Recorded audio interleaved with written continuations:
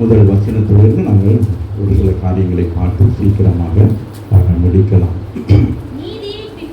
நீதியை பின்பற்றி கர்த்தரை தேடுகிற நீங்கள் எனக்கு செவி கொடுங்கள். நீங்கள் வெட்டி எடுக்கப்பட்ட கண்மலையையும் நோக்கி பாருங்கள். இயேசுவை நோக்கி பார்க்கும்படியாக இங்கே ஏசாயா தீர்க்கதரிசி அதை குறித்து சொல்லுகிறார். ரோமர் 9ஆம் அதிகாரத்தில் 30-32 வாசிங்க. இப்படி இருக்க நாம் என்ன சொல்லுவோம்? நீதியை தேடாத பாருங்க, எவ்வளவு அழகா இருக்காங்க. புறஜாதி என்ன செஞ்சாங்க? யாருக்கு அடையவில்லை? சொந்த ஜனங்கள். அம்மா இல்லைங்க.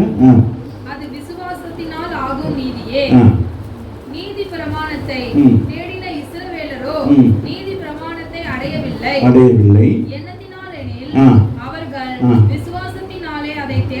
விசுவாசத்தினாலே அதை தேடாமல் கிரியையினாலே, நியாய பிரமாணத்தின் கிரியைகள் என்னது? பலி செலுத்துதல் மூலம். நாங்கள் பலி செலுத்தினால் பாவத்திலிருந்து நாங்கள் மீட்கப்படலாம், பலி செலுத்தினால் அப்படி சொல்லி அவங்க பணியை என்ன செஞ்சாங்க? முன்வைத்தார்கள். ஆமாம், இதை செய்தால் நமக்கு சரியா வந்துடும், இதை செய்தா அப்படின்னு சொல்லி என்ன செய்யறாங்க? ஆமே, காணிக்க கொடுத்தா நம்மளை ஆசீர்வதி, 10 சம்பளம் கொடுத்தா ஆசீர்வதி, இப்படி நமக்குள்ள ஒரு எண்ணங்கள் வருது அப்படின்னு சில நேரம் நாங்கள் நினைக்கிறோம். ஆமாவே இல்லையா? ஏதாச்சும் கொடுத்து நம்ம ஆண்டவரிடத்துல ஆசீர்வாதத்தை பெற்றுக்கொள்ள வேண்டும் என்று அல்ல. நம்ம கொடுக்கிறோமோ கொடுக்கவில்லையோ கர்த்தர் நம்மை ஆசீர்வதிக்கிறவராக இருக்கிறார். ஆகவே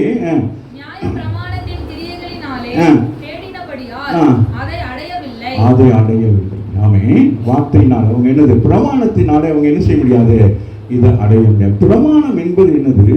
ஆமே, இஸ்ரவேல் ஜனங்களாகியவர்கள் வனாந்திரத்தை வருகிற பொழுது ஒரு சட்டத்தை ஏற்படுத்துகிறார். தவறி போகக்கூடாது, நீங்கள் ஆமீன் பாவம் செய்யக்கூடாது, இந்த காரியங்கள் செய்யக்கூடாது. ஆனால் இவர்கள் என்ன அதில் முக்கியமான சில காரியங்களை தங்களுக்கு எடுத்துக்கொண்டு என்ன செய்தார்கள்? அதனாலதான் பரிசேயர் சதுசேயரெல்லாம் ஆமே இயேசு ஊழியம் செய்கிற பொழுது அவரை சூழ்ந்து வந்து அவருக்கு எதிர்த்து நின்றார்கள். பிரமாணத்துக்கு விரோதமாக செய்கிறார் என்று சொல்லி. ஆமே, அவனை இயேசு பிரமாணத்தின்படி அல்ல, பிரமாணத்தை ஆமை கைவிடவில்லை. அதே நேரம் அவர் விசுவாசத்தினாலே தான் என்ன செய்தார்? அற்புதங்களை அடையாளங்களை செய்தார். நீ விசுவாசிக்கிறாயா? தேவனுடைய மகிமையை காண்பாய் என்று சொன்னார். அதை விட நீங்கள் கற்பனைகளை கை கொள்கிறீர்களா, கட்டளைகள் அப்படியெல்லாம் அவர் சொல்லவில்லை. ஆனாலும் அவர் என்ன சொல்லுகிறான்? அவன் ஒரு குஷ்டரோகி, அவன் என்ன செய்கிறான்? சுகமான பொழுது சொல்லுகிறான், மோசே நியாய பிரமாணத்தின்படி என்ன செய்ய வேண்டும்? நீ போய் ஆசாரியத்திலே போ என்று சொல்லி. அப்போ சில காரியங்களுக்கு நம்ம கட்டளைகளை நம்ம எல்லாரும் கை கொள்ள வேண்டும். ஆமை, கர்த்தருடைய பிள்ளைகளாக இருந்தாலும் அந்த 10 கட்டளைகள் நமக்கு உகந்தது தான், கிறிஸ்தவர்களுக்கு உகந்தது தான். ஆமே, ஆகவே அதே நேரம் பிரமாணங்கள் அதுதான் சொல்ற பிரமாணத்தின்படியாக அவங்க என்ன செய்தாங்க? வெற்றி பெற முடியவில்லை, அவர்கள் தோல்வி அடைந்தார்கள். நான் வாசிங்க. எண்ணத்தினால் என்றால்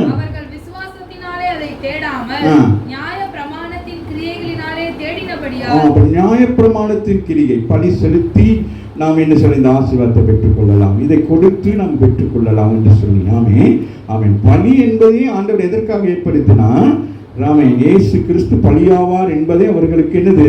முன் உதாரணமாக நிழலாக அவர்களுக்கு என்ன செய்தார்? ஒரு மொடுலேஷனாக ஆண்டவர் அவர்கள் சொல்லிக் கொண்டே வந்தார். அவங்க எகிப்திலிருந்து புறப்பட்டு வருகிற பொழுது அந்த பஸ்கா ஆற்றை அடித்து அந்த காரியங்கள்லாம் செய்து எல்லாம் பிற்காலத்திலே என்னது? அவன் இயேசு இந்த பூமிக்கு வந்து இந்த காரியெல்லாம் செய்வார் என்று சொல்லி ஆமீன் அவர்களுக்கு எழுதப்பட்டது, சொல்லப்பட்டது. ஆனால் புறஜாதி ஜனங்கள் அதை ஏற்றுக்கொண்டார்கள். ஆமீன். வாசிங்க. அதை அடையவில்லை. இடறுதற்கான கல்லில் இடறினார்கள். இதோ இடறுதற்கான கல்லையோ தவறுதற்கான கன்மலையோ சியோனில் வைக்கிறேன். அவரிடத்தில் விசுவாசமாய் இருப்பவன் எவனோ அவன் வெட்கப்படுவதில்லை என்று எழுதி 30, 31, 32 வாசிங்க. ஆகவே ஆமீன் விசுவாசத்தினாலே தான் ஆமீனே அவர்கள் என்ன செஞ்சாங்க? விசுவாசம். அடுத்த வசனத்தை வாசிப்போம். 51:2. உங்கள் தகப்பனாகிய நோக்கி பார்க்கணும். முதலாவது ஒரு காரியத்தை நோக்கி பார்க்க சொல்லுகிறார். இரண்டாவது என்ன செய்கிறார்? முதலாவது இயேசுவை நீங்க என்ன செய்யணும்? நோக்கி பாருங்கள் என்று சொல்ல. அடுத்து சொல்லுகிறார், உங்கள் தகப்பனாகிய ஆபிரகாமையும் உங்களை பெற்ற சாராரையும் என்ன செய்ய வேண்டும்? நோக்கி பாருங்கள். அவர் காலத்தில் என்ன இல்லை? பிரமாணங்கள் கட்டளைகள் எல்லாம் இல்லை. ஆகவே அவர்கள் எப்படின்னு சொன்னால் அவன் ஒருவனாக இருக்கையில் நான் அவனை அழைத்து அவனை ஆசீர்வதித்து அவனை பெருக பண்ணினேன் என்று சொன்னான். அவனை எப்படி பெருக பண்ணினான்? எப்படி? அவன் விசுவாசத்தினாலே என்ன செய்தான்? ஆண்டவர் ஆமென். அப்போ பாபிலோன் தேசத்தில் இருக்கிறார், உறவுகளோடு கூட இருக்கிறார். ஆமென். ஆமென். பெற்றோர்கள் எல்லாம் இருக்கிறார். ஆண்டவர் போய் சொல்றாரு, ஆமென், என்ன செய்யணும்? நான் அழைக்கிற தேசத்துக்கு நீ வா என்று சொல்லி. ஆமென். ஆதியாகமம் 12ஆம் அதிகாரத்தில் கொண்ட வாசிங்க மகள்.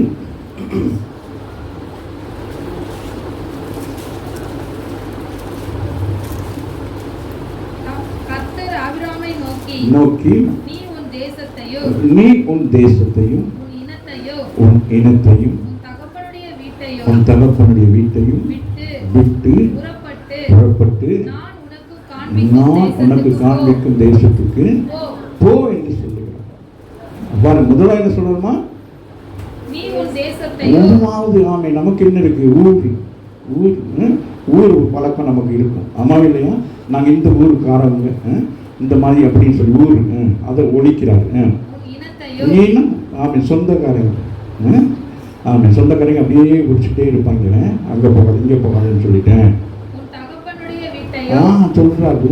அப்பா வீடு அம்மா வீடுன்னு சொல்லி அப்படியே ஊழியத்துக்கு ஒப்பு கொடுக்குறது, ஞானஸ்தானத்துக்கு ஒப்பு கொடுக்குறது, யோசிக்கிறது.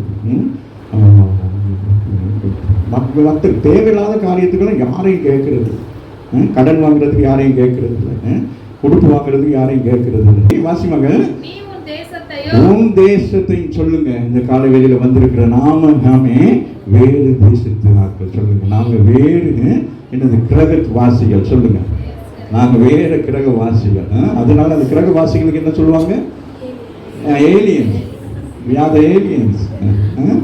ஆமா, நாங்க என்னது இந்த பூமியில எங்களுக்கு என்னது ஒண்ணுமே இருக்கக்கூடாது. இது எங்க அப்பா சொத்து, எங்க அம்மா சொத்துன்னு சொல்ல, நமக்கு சொத்து வந்து அங்க வச்சிருக்கிறாங்க. ஆமா இல்லையா? அதனால சொல்ற ஆபிரகாமே உன் தேசத்தை, ஆசீர்வதிக்கப்பட்ட ஒரு தேசம், உன் இனத்தையும். அவர்களால் பிரயோசனமே இல்லை. உன்னை வாழ விட மாட்டாங்க, சாக விட மாட்டாங்க. உன் தகப்பன் வீடு சொந்தக்காரங்க 2 நாளைக்கு சாப்பாடு போட்டு 3ஆம் நாள் மூஞ்சி இழுப்பாங்க. விட்டு விடுகிறாரு.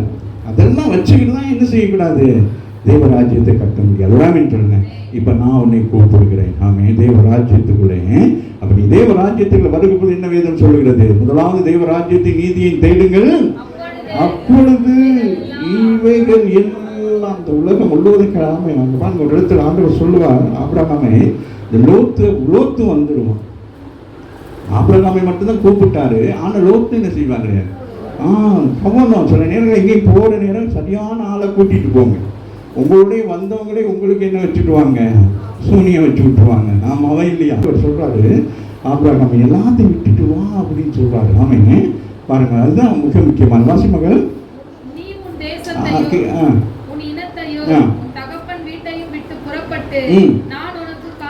நான் உனக்கு காண்பிக்கும் தேசத்துக்கு போ.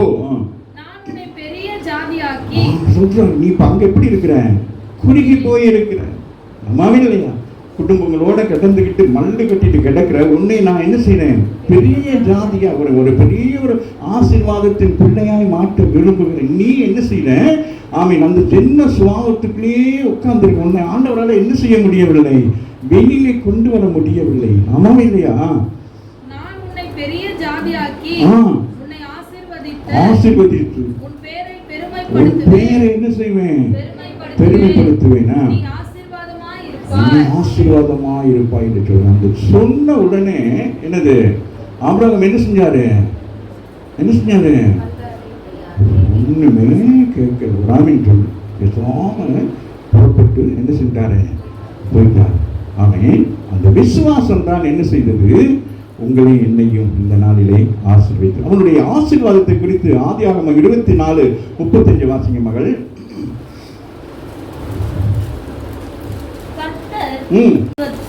வேலைக்காரன் யார் சொல்றது? எலியேசர் சொல்றாரு, என் கர்த்தர் என் எஜமானை மிகவும் ஆசீர்வதித்திருக்கார். பக்கத்துல பார்த்து சொல்லுங்க, ஆண்டவர் என்னை மிகவும் ஆசீர்வதித்திருக்கிறார். உங்களுக்கெல்லாம் தெரியாது. ஆமா, நான் அசுராம இருக்கிற மாதிரியே காட்டிக்கொள்ள மாட்டேன். அப்புறம் மாதிரி தலையை போட்டுக்கிட்டு தெரியுமே, ஆனா கையில பேங்க்ல பல கோடி ரூபாய் வச்சிருப்பேன். ஆமாவும் இல்லையா? சொல்லுங்க.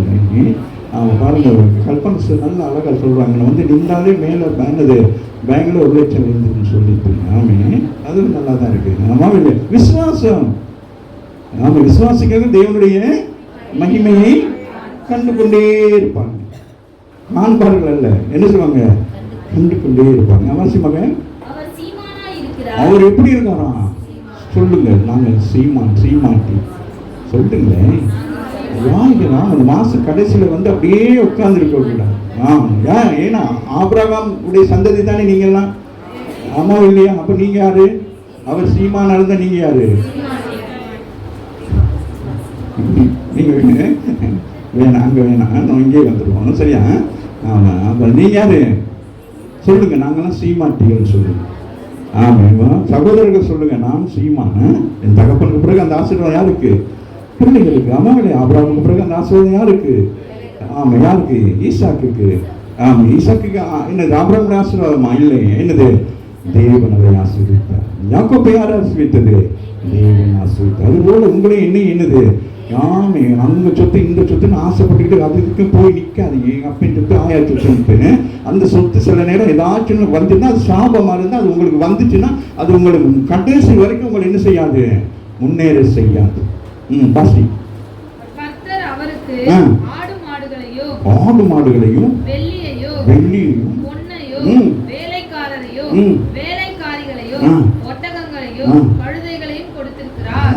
அந்த நாட்கள் ஆண்டவர் என்ன கொடுத்திருக்கிறாரு? என்னது? சொல்லுங்களேன், வாசிங்க.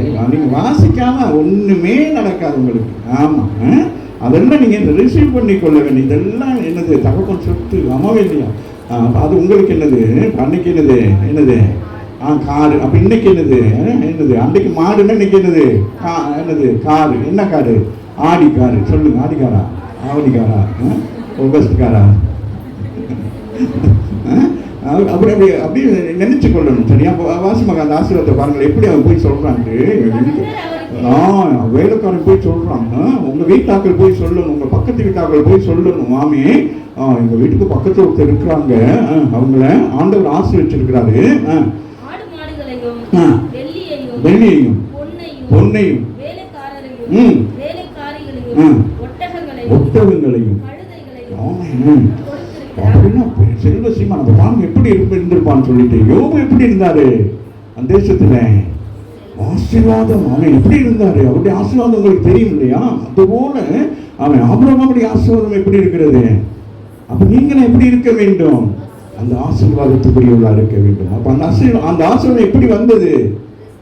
விசுவாசத்தினால். விடாமல் சொல்லுங்க. விசுவாசிக்கிறவர்களுக்கு எல்லாம் கூடும் என்று சொல்லப்படும். நீங்க விசுவாசிக்கிறபடினாலே கர்த்தர் என்ன செய்வான்?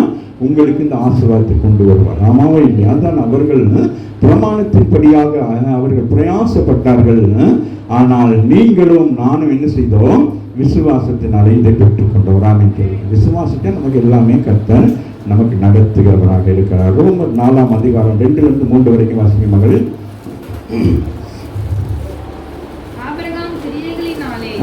ஆபிரகாம் கிரியைகளினாலே நீதிமான் ஆக்கப்பட்டானாகில் மேன்மை பாராட்ட அவனுக்கு ஏது உண்டு? ஆகிலும் தேவனுக்கு முன்பதாக மேன்மை பாராட்ட ஏதும் இல்லை. வேத வாக்கியம் என்ன சொல்லுகிறது? ஆபிரகாம் தேவனை விசுவாசித்தான். வேதம் என்ன சொல்லுதான்? பவுல் சொல்லுகிறார். ரோமருக்கு எழுதுகிற போது சொல்றாரு. வாசிமாக. வேத வாக்கியம் என்ன சொல்லுகிறது? ஆபிரகாம் தேவனை விசுவாசித்தான், அது அவனுக்கு நீதியானது. சொல்லுங்க. விசுவாசித்தால் நீங்கள் நீதிமான்களாய் வருவீங்க. ஆமாவே இல்லையா? நான் விசுவாசிக்கிறான். கூப்பிட்டோன்னு என்ன செய்யணும்?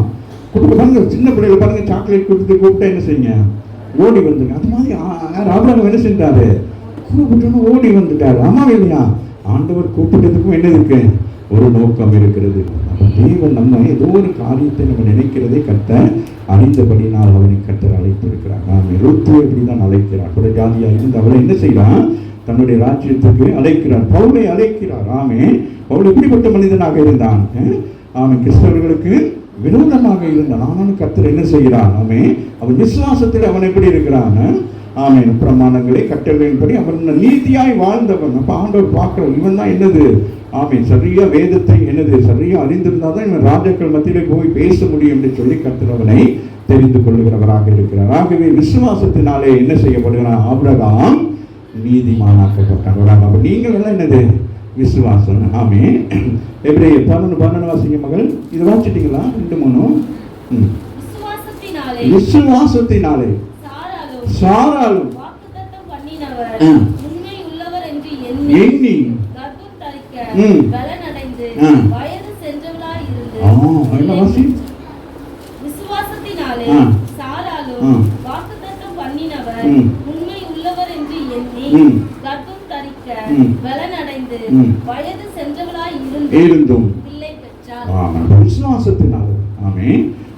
ஆசீர்வாதத்தில் நாங்கள் எப்படி பெற்றுக் கொள்கிறோம்? இந்த மாதத்தின் வாக்குத்தத்தம் என்னது? உண்மையில் கண்ணோக்கமாக இருந்து உன்னை பழகவும் பெருகவும் செய்வேன் என்று சொல்லி ஆண்டவர் சொன்ன வாக்குத்தத்தம் நமக்கு எப்படின்னு கேட்டா பிரமாணத்தின்படி அல்ல, எப்படி? அதை விசுவாசிக்கிற பொழுது கர்த்தர் நமக்கு அதை கொடுக்கிறவராக இருக்கிறார். ஏசாயா 51:3 தொடர்ந்து வாசிப்போம். அவர் அதன் பாழான ஸ்தலங்களை எல்லாம் தேறுதல் அடைய செய்து அதன் வனாந்திரத்தை ஏதேனை போலவும் அதன் அவாந்திர வெளியை கர்த்தரின் தோட்டத்தை போலவும் ஆக்குவார். பாருங்க, எவ்வளவு அழகான வார்த்தை. வாசிமக. கர்த்தர் சீயோனுக்கு ஆறுதல் செய்வார். அவர் அதன் பாழான ஸ்தலங்கள் எல்லாம் பாழாய் போய் கிடந்தது, அதை மீண்டும் ஆண்டவர் என்ன செய்கிறார்? தேறுதல் செய்து அதன் வனாந்திரத்தை என்ன செய்கிறாராம்? ஏதேனை போல மாற்றுகிறார். ஏதென்றால் முக்கியமானது, ஆண்டவர் முதல் உண்டாக்கின தேசம். இல்லையாக ஒரு யாருக்கு? ஆதாம் ஏவாளுக்கு உருவாக்கப்பட்ட ஒரு இடம். இல்லை, அந்த ஏதனை போல அப்படின்னா எப்படி இருக்கும்? அந்த ஏதன்ல என்னது? ஒன்றும் என்னது குறைபடாதபடி உங்க வீடு ஏதனை போல இருந்து எப்படி இருக்கும்? சொல்லுங்களேன். ஒன்றும் குறைவில்லாமல் இருக்கும். அது மாத்திரமல்ல, என்னது? ஆண்டவர் எப்பொழுதும் அதை கண்ணோக்கி பார்த்து கொண்டே இருப்பார். இந்த இஸ்ரவேல் தேசத்தை ஆண்டவர் என்ன செய்கிறார்? கண்ணோக்கி பார்த்து கொண்டே இருக்கிறார். நீங்களும் நான் எப்படி இருக்கிறோம்? அவர்கள் கண்கள் முன்பதாக காணப்படுகிறவர்களாக இருக்கும். அவர்கள் அப்படியே இஸ்ரவேல் என்ன செய்கிறார்? அப்படி நோக்கி பார்க்கிற பொழுது மற்ற உலக நாடுகள் எல்லாம் அவர் கண்ணுக்கு தெரியுது. புரியுதான்? மகள் ஏனி ஹானியை பார்க்கிறேன், ஆனால் பெண்ணுக்கு இருக்க எல்லாரும் என்ன செய்யப்படுறீங்க? தெரியப்படுது. அதுபோல ஆண்டவர் என்ன செய்கிறாரு? அந்த இஸ்ரவேலை மட்டும்தான் பார்க்கிறார். அதனால இன்றைக்கு வரைக்கும் இஸ்ரவேல் எப்படி இருக்கிறது? அவன் பாதுகாப்பா இருக்கிற ஒரு கண்களுக்குள்ளாக இருக்கிறது. அதுபோல கர்த்தருடைய பிள்ளைகளாகி நீங்களும் நானும் எப்படி இருக்கிறோம்? அவருடைய கண்களுக்குள்ளாக இருக்கிறோம். நம்ம என்ன செய்யலாம்? என்னது?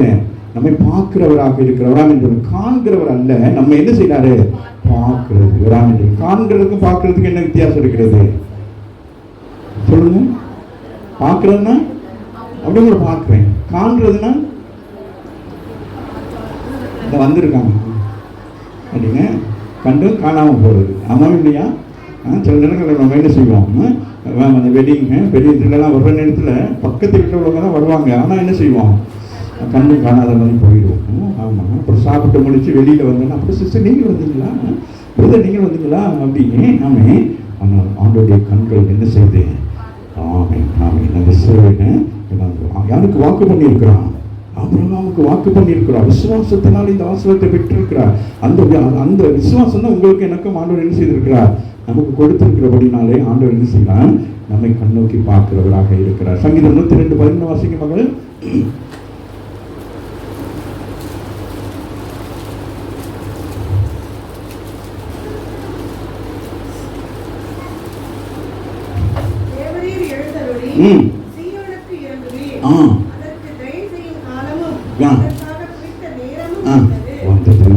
அதை ஆசீர்வதிக்கக்கூடிய காலம் வந்தது. சொல்லுங்க, வாசிங்க மகன்.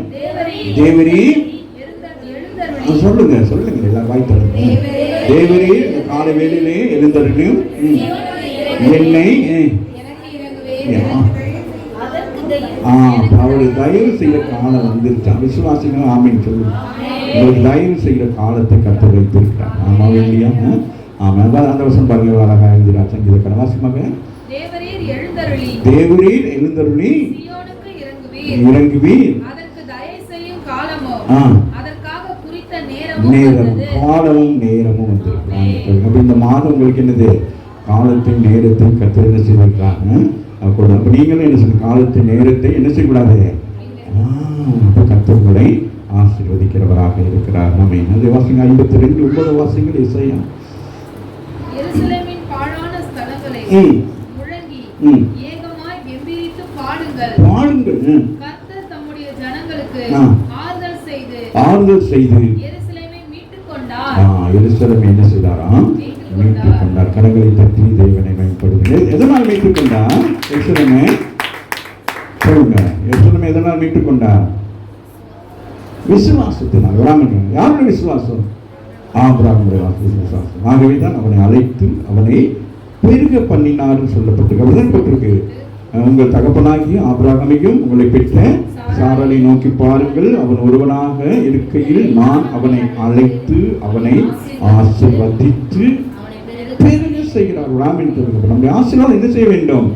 பெருக வேண்டும். ஆவிக்குரிய ஆசீர்வாதம், உலகத்துக்குரிய ஆசீர்வாதம் என்ன செய்ய வேண்டும்? பெருகிக் கொண்டே இருக்க வேண்டும். என்ன செய்கிறவராக இருக்கிறார். ஆகவே நீங்கள் குறுகி போகக்கூடாது. ஆமென். ஆமை உலகத்திலும் சரி, ஆமை ஆவிக்குரிய ஜீவித்திலும் ஜெபத்திலும் வேத வாசிப்பதிலும் ஊழியம் செய்வதிலும் ஆமை ஏனோ தானோன்னு இருக்கக்கூடாது. என்ன செய்ய வேண்டும்? உற்சாகமாக இருக்க வேண்டும். ஆமை. அதுதான் இந்த இடத்துல கர்த்தர் சொல்லுகிறார். வாசிப்போம். ஏசாயா 51:4 என்ன சொல்லுமா? என் ஜனங்களே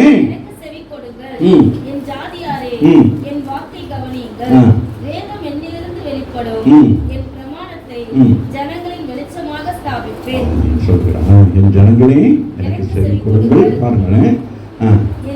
நோக்கி பாருங்கள், செவி கொடுங்கள். வேதம் என்னிலிருந்து பாருங்க. வெளிப்படும் என் ஜனங்களே எனக்கு செவி கொடுங்கள், என் ஜாதியாரே என்னை கவனியுங்கள். வேதம் என்னிலிருந்து வெளிப்படும் அவரிலிருந்து வெளிப்படும் என் பிரமாணத்தை வெளிச்சமாக்குவேன் என்று சொல்லி சொல்கிறார். ஆமென். அதை குறித்து யாக்கோபின் தேவனுடைய ஆலயத்துக்கும் போவோம் வாருங்கள். எத்தனை வசனம் சொல்லுமா? சொல்லியா? ஏசாயா 2:3. Very good. 2 நான் ஒன்னு போட்டுருக்கேன். 2 வாசிக்கமாக.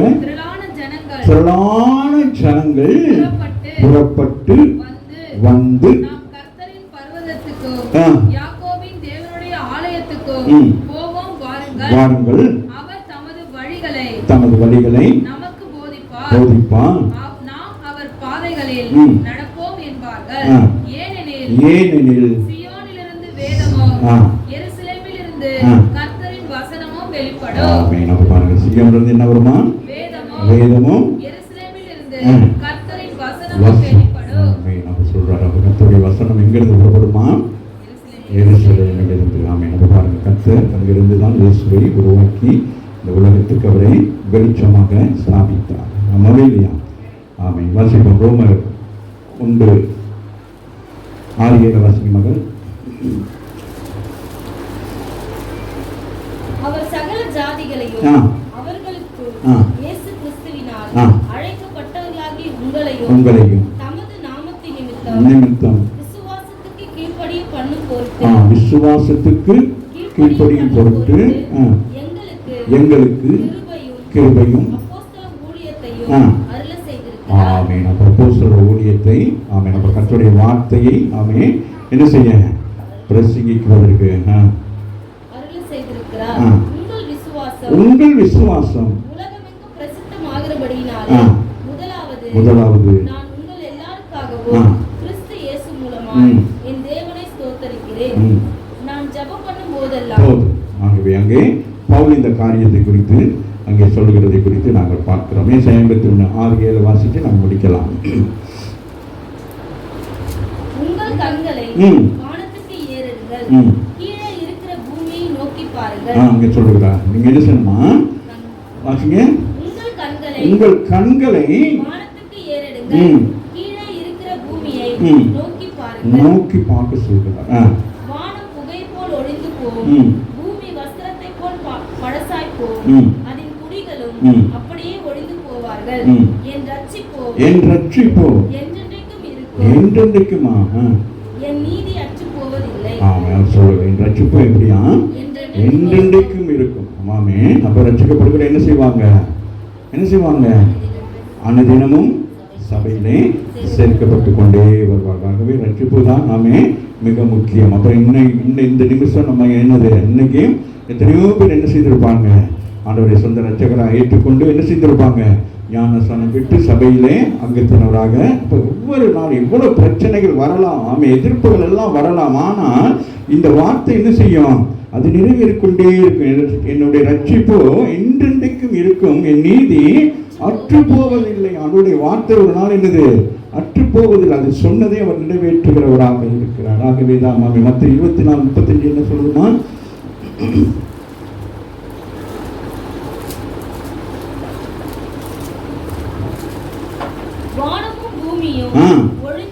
ஒழிந்து போகும், என் வார்த்தைகள் ஒருபொழுதும் ஒழிந்து போகாது.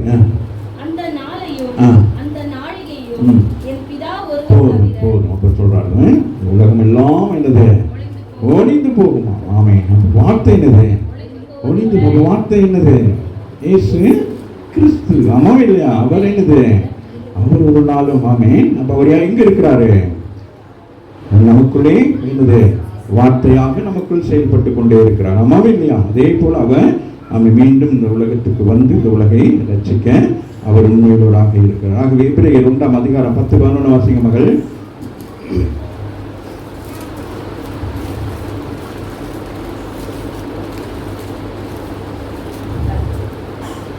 எபிரேயர் 2:10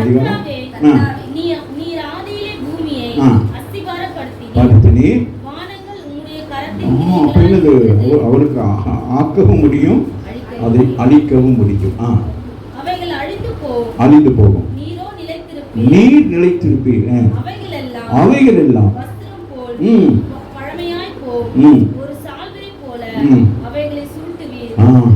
பாருங்க. அதெல்லாம் என்னது? பவுலுக்கு அங்க வெளிப்படுத்துகிறார். நாமே வெளிப்படுத்த விசேஷத்தில் சொல்லப்பட்டது போல புதிய வானம் உருவாக்குற போது பழைய இந்த காரியங்கள் என்ன நடக்கும்? எல்லாமே உண்டும் இல்லாமல் போகும். அதை குறித்து அழகா சொல்லுங்க. வாசிங்க. ஒரு சால்வை போல. அந்த உலகத்தை எப்படியா ஒரு சொல்லுவாங்க, பாயை சுற்றுற மாதிரிக்கு.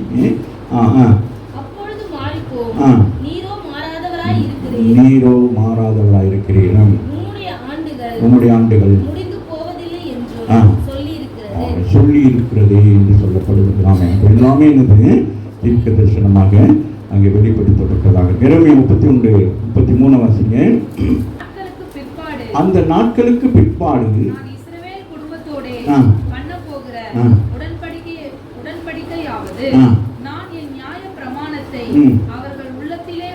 அவர் உள்ளத்திலே வைப்பேன் என்று சொல்லுங்க. தீர்க்க தரிசனமாக என்ன சொல்லுகிறார்? அந்த வார்த்தை என்ன செய்வாராம்? உள்ளத்திலே. ஆமென். புதிய ஏற்பாட்டில் வாழ்ந்து கொண்டிருக்கிற நாமே புதிய விசுவாசிகளாகி நீங்களும் நானும் தேவனுடைய வார்த்தை எங்கே சுமக்கிறோம்? உள்ளத்திலே, இருதயத்திலே. ஆமாவே இல்லையா? அதுதான் இருதயத்தின் நிறைவு என்ன செய்யுமா? வாய் மூலம் பேசும் என்று சொல்லப்படுகிறது. ஆகவே வாசிங்க மகள் அந்த வசனத்தை.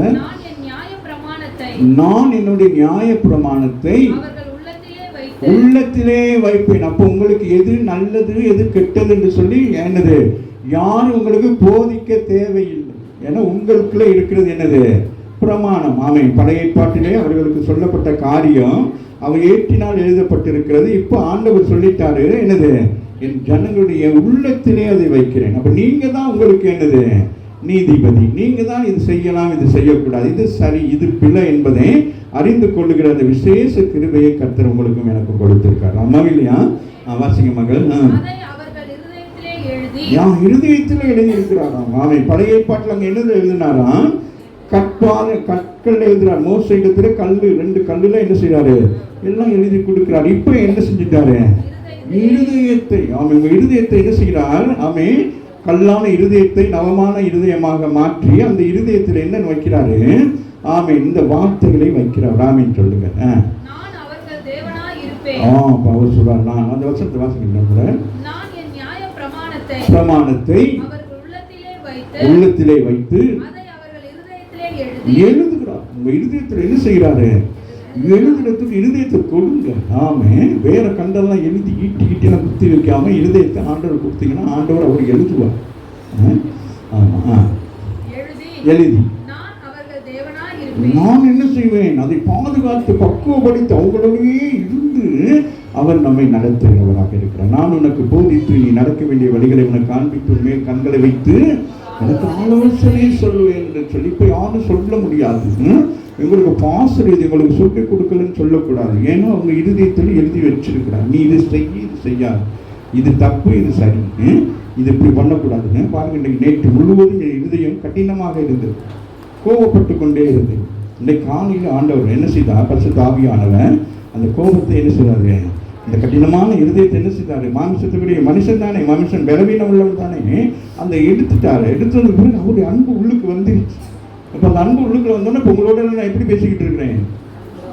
இல்லைன்னா நான் இப்படி கொண்டு கொண்டு பேசிக்கிட்டேன்னா அது நேற்று பிரசங்கமே என்னென்னு யோசித்தேன். நான் எடுத்து வந்த பிரசங்கம் எனக்கு கடுமையாக இருந்தது. அந்த பிரசங்கம் இன்னும் ஆழமான சத்தியத்தோடு எல்லாரோடையும் பகிர்ந்து கொள்ளும் நினைச்சுக்கிட்டு இருந்தாலும் ஜனங்கள் குறைவாக இருந்தபடினாலே சீக்கிரமாய் முடிப்போம் என்று சொல்லி அந்த வசனத்தில் நிறைய அது நான் நினைத்த உடனே என்ன ஆயிட்டு, அந்த வார்த்தைகள் அங்கே வெளிப்படாமல் போயிருச்சு. ஆமீங்க.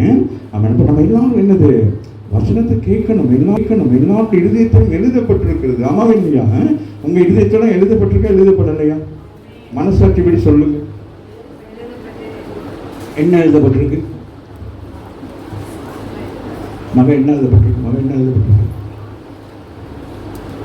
சொல்லுது. என்ன அங்க இருந்து ஆந்திரா போயிட்டு வந்தாலும் தெலுங்கு தான் பேசுது. ஐயாலு ஜபல், ஐயாலு காய்ச்சலு ஜபல் கோச்சுமா, என்னடா ஐயா அப்படி சொல்கிறாங்க அப்படின்னு சொல்லி ஒரு ஆசை. எனக்கும் மலையாளம் தெலுங்கெல்லாம் பேசுகிற ஆசை. மலையாளம் அறியும், என்னது குறைச்சி அறியும். ஆமாம், ஊனு கழிச்சு வேற என்னது, அதுதான் நாங்கள் அங்கே போயிட்டு கேட்போம். ஊனு கழிச்சு வெள்ளம் சரி. பார்த்தீங்களா அந்த சந்தோஷம், ஆனந்த சந்தோஷம், இதுதான் ஆண்டவர் கொடுக்குற சந்தோஷம். ஆமாம் இல்லையா? அந்த பிரசங்கத்துக்கு இடையிலே ஆண்டவர் என்ன செய்யறாரு? அது என்னது? அந்த பபுள்ஸ் மாதிரிக்கு என்னது ஒரு பாட்டு இருக்குமே, அது என்ன பாட்டு? என்னம்மா? பொங்கி பொங்கி என்னுள்ளம்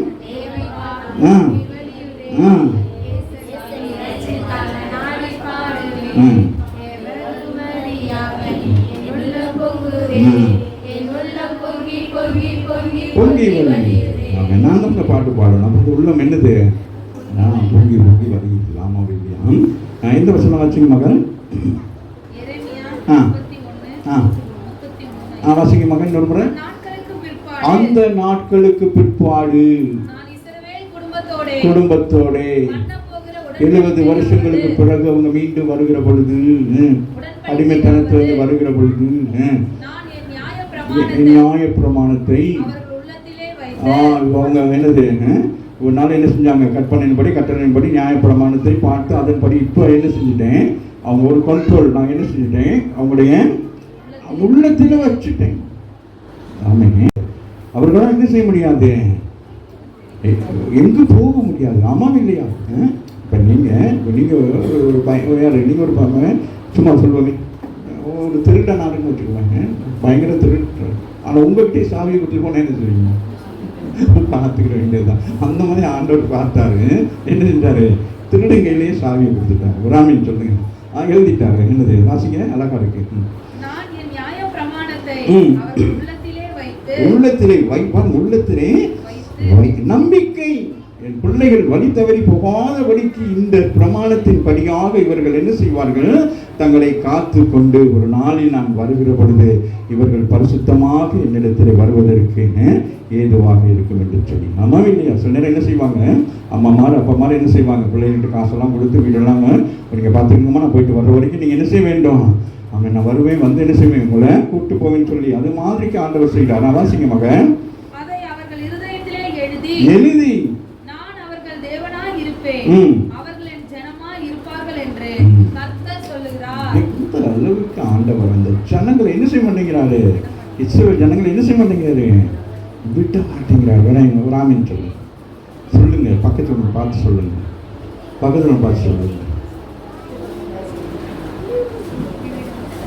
அப்படியே உட்கார்ந்து இருக்கிற ஜனங்கள் மதிக்க சொல்ல அவர் பக்கத்தில் என்ன விட மாட்டேன்.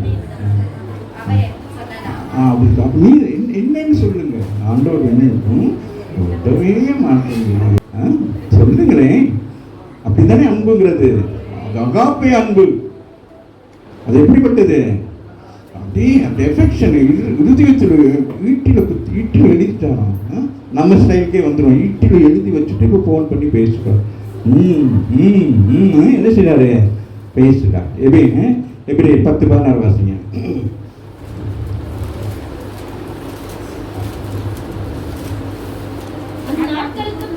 அந்த நாட்களுக்கு பின்பு யாவது நான் என்னுடைய பிரமாணங்கள் என்னுடையதை அவர் சொல்றார். என்னுடையதை நம்பி வைத்து மனதிலே எழுதுவார். இருதயத்தில் உங்களுடைய சிந்தை. அப்புறம் பாட்டு மாட்டும் இன்னொரு பாட்டுன்னு பாடுவீங்களே. என்ன பாட்டு?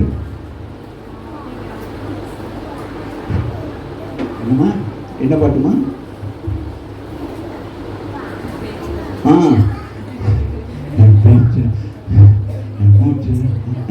அப்படி சொல்லல.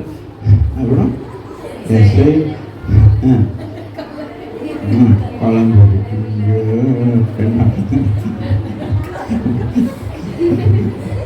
அம்மாவே இல்லை. இப்போ அதை தான் பண்ணுவாங்க. அதை தான் எழுதுறாரு. 10-14 வாசிப்பாங்க.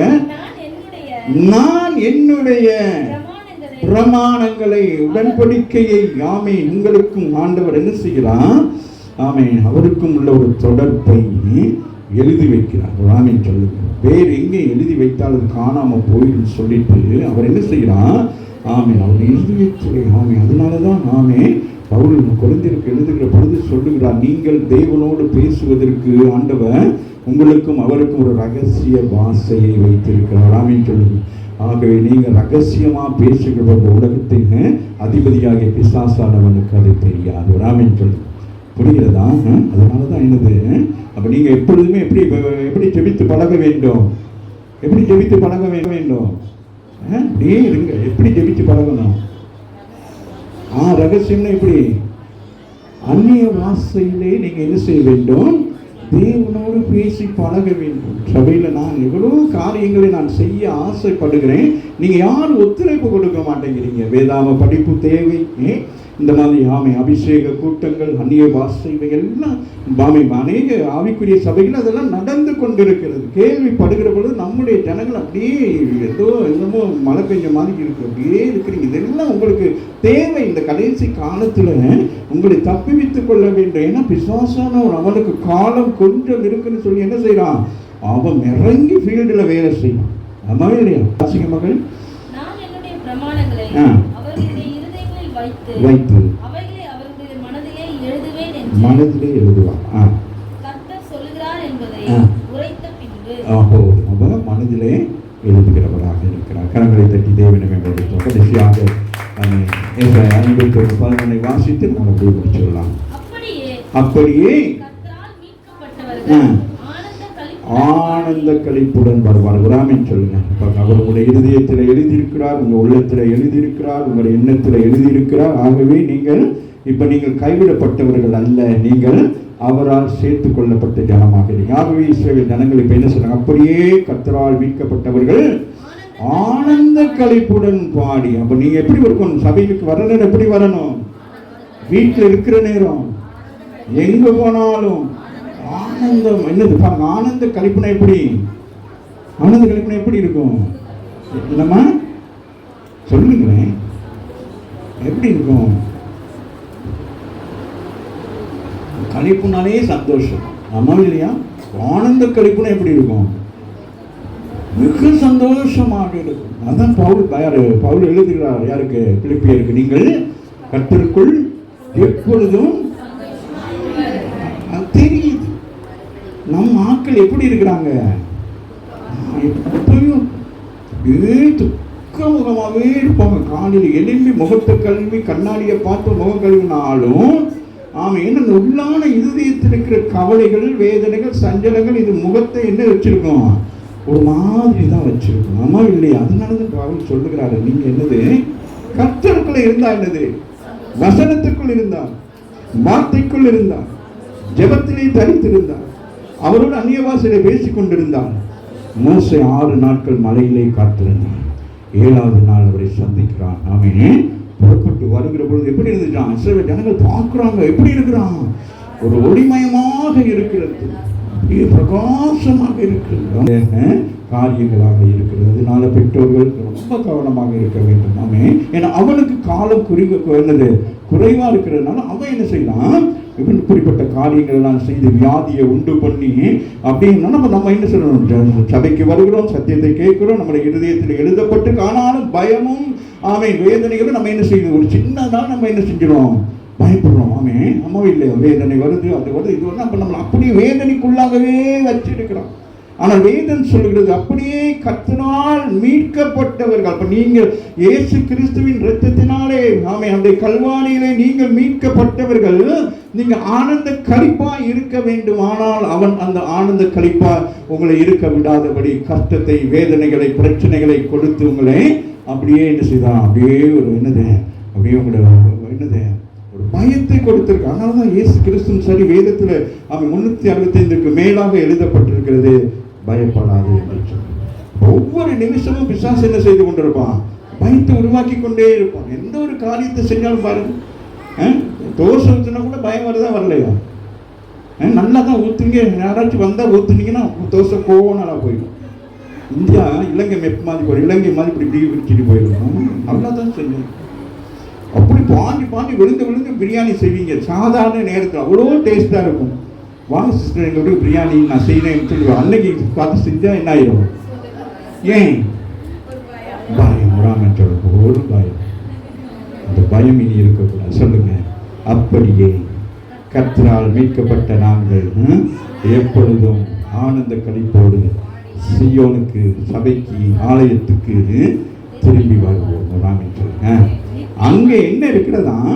நித்திய மகிழ்ச்சியா. ஆதியிலே எங்க இருந்த மகிழ்ச்சி? எங்க? ஏதேன்ல இருந்த அந்த மகிழ்ச்சி. ஏதேன்ல எப்படி இருந்தது? அவ்வளவு மகிழ்ச்சி. அவங்க 2 பேரும் எப்படி இருந்தாங்க? மகிழ்ச்சியா, சந்தோஷமாக இருந்தாங்க. அதை பொறுக்க முடியாம தான் அவன் என்ன செஞ்சான்? அப்படி வந்தான், அப்படியே பார்க்குறான். பார்த்தா யாரு? 2 பேரும் ஆனந்த களிப்பா இருக்கிறாங்க. அவனுக்கு பிடிக்கவே இல்லை. யாருக்கு? பிசாசுக்கு பிடிக்கவே இல்லை. குடும்பத்தில் கணவன் மனைவி சந்தோஷமா இருக்க விடவே மாட்டான். கொஞ்ச நேரம் பிள்ளைகள் சந்தோஷம் பண்ணா என்னது? இந்த வீட்டுக்குள்ள எப்போ கலவரம் வரும்னு தெரியாது. ஏன்னா அவன் சொந்த பொந்துக்குள்ள எப்படியாச்சும் உள்ளுக்கு வந்து அவன் என்னது பக்க வழியாய் வருவான். அம்மாவே இல்லையா? வேற என்ன வழியில் வருவான்? சில வீட்டுக்குள்ள நேரடியாகவே வந்துடுவான். அவங்களுக்குலாம் பக்க வழியே தேவை. ஆனால் அவன் அந்த மாதிரி பாருங்க, அந்த ஏதேன் தோட்டத்துக்குள்ள பார்க்குறான். என்னது? எப்ப அவன் தனியா இருக்கிறாங்களோ, எப்ப உங்க பிள்ளைகள் தனியா இருக்க நினைக்கிறதோ, பெற்றோர்கள் கவனமாக இருக்க வேண்டும். எப்ப பிள்ளைகள் தங்களுடைய காரியங்களை மறைக்க நினைக்கிறார்களோ, பெற்றோர்கள் ஜாக்கிரதையாக இருக்க வேண்டும். அவன் பார்த்து கொண்டே இருந்தான். எப்ப ஏவாள் தனியா இருப்பாங்க, அவளை நான் என்ன செய்ய வேண்டாம், எப்படியாவது என்னுடைய வலைக்கு கொண்டு வர வேண்டும் என்று சொல்லி பார்த்து கொண்டே இருந்து வந்து பேச தொடங்கினான். பேச ஆரம்பித்தான். ஏதேன் தோட்டம் பாழானது. என்னுடைய வாழ்க்கை என்னவானது? ஆகவே இங்கே சொல்லப்படும். ஏன்னா அது மீட்கப்பட்ட இடம், தேவன் வந்து போகிற ஒரு இடம். அம்மாவே இல்லையா? அப்ப அன்றைக்கு நீங்கள் நானும் கவனமாக இருக்கிறோம். இன்னைக்கு நீங்க யோசிக்க வேண்டும், என் இருதயத்தில் என்ன எழுதப்பட்டிருக்கிறது? தேவனுடைய வார்த்தை எழுதப்பட்டிருக்கிறது. அது கற்பனைகள் அல்ல, என்னுடைய ஜீவனுள்ள இருதயத்திலே. ஆகவே சீயோனுக்கு திரும்பி வருவார்கள். அப்ப நித்திய மகிழ்ச்சி, ஆதியிலே இருந்த அந்த மகிழ்ச்சி நம்மை உண்டாக்குற பொழுது ஆண்டவர் என்ன செய்தார்? இந்த உலகத்தை உண்டாக்குற பொழுது என்ன பண்ணார்? சொல்லுங்க. நல்லது. யாருக்கு? பேரு சொல்லி சொல்லுங்க. எனக்கு குறைக்கணும். குணசாலிக்கு நல்லது என்று சொல்லி என்ன செஞ்சாரு? வேற யாரு? மற்றவங்களாம் அப்படியே இருக்கீங்க. அம்மாவும் இல்லையா? அப்ப நம்ம எல்லாருக்கும் என்னது? அப்ப ஒவ்வொன்றையும் உண்டாக்குற பொழுது எப்படி தெரியுதா? பாருங்க, அந்த பிளேனிங். ஒரு தகப்பன், ஒரு தாய், ஒரு குடும்பம், அப்படியே ஒரு பொருளை நீங்க பார்க்கல என்ன செய்வீங்க? ஒரு பொருளை வாங்குறீங்க. யாரு மெல்லிங் வாங்க என்ன சொல்லி வாங்குவாங்க? யாருக்கு சொல்லுங்க, சரியா சொல்லுங்க. ஆ அவ பொண்ணுக்கே வாங்கி கொண்டு இவெல்லாம் எல்லாம் வாங்கிட்டு தான் அவளை அப்படியே விட்டுருவா. அவ்வளோ ஆட்டுகளை ஏதாச்சும் ஒத்திட்டு தெரியுதா போல இருக்கு. இது என் பெண்ணுக்கு அவனை பார்த்தோன்னே என்ன வரணும், இது அவளுக்கு வாங்கி கொடுக்கணும். அவருக்கு அவன் தெரியுமா வாங்கிட்டு வரேன். அவன் அந்த மாதிரி ஆண்டவர் என்ன செய்தாங்க, இது நல்லது சொல்லுங்க, இது நல்லது. அவன் சூரியன் நல்லது, சந்திரன் நல்லது, வேற என்னது, இயற்கை நல்லது, எல்லாம் அந்த உண்டாக்குனது 6 நாட்கள் உண்டாக்குனது எல்லாமே என்னது, ஒன்றுமே கெட்டது அல்ல. ஆனால் அவன் பிசாசானவன் என்ன செய்தான், விழுந்து போனவன் அதை எல்லாவற்றையும் அவன் ஒரே ஒரு காரியம், இச்சை பாவம் எல்லாவற்றையும் என்ன செஞ்சுட்டு எல்லாத்தையும் மாற்றிவிட்டு. ஆகவே இன்றைக்கு சபைகளும் ஏதேன் தோட்டத்தை போல மாற வேண்டும்.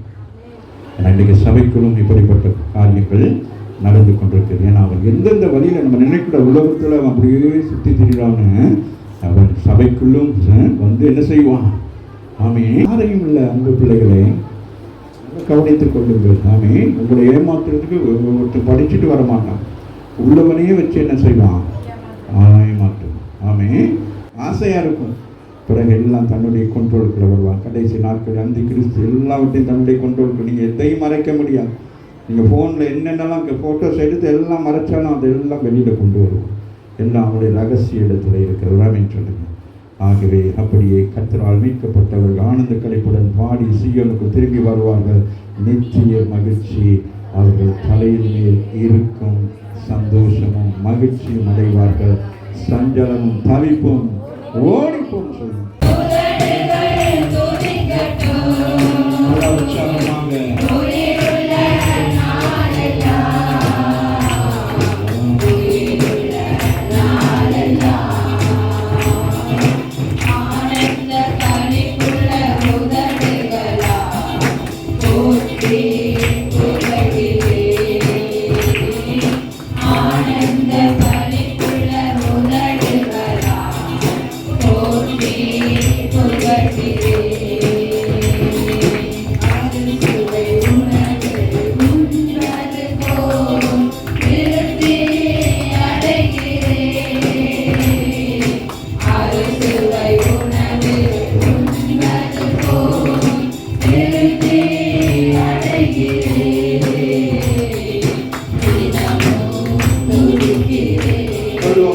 Come on.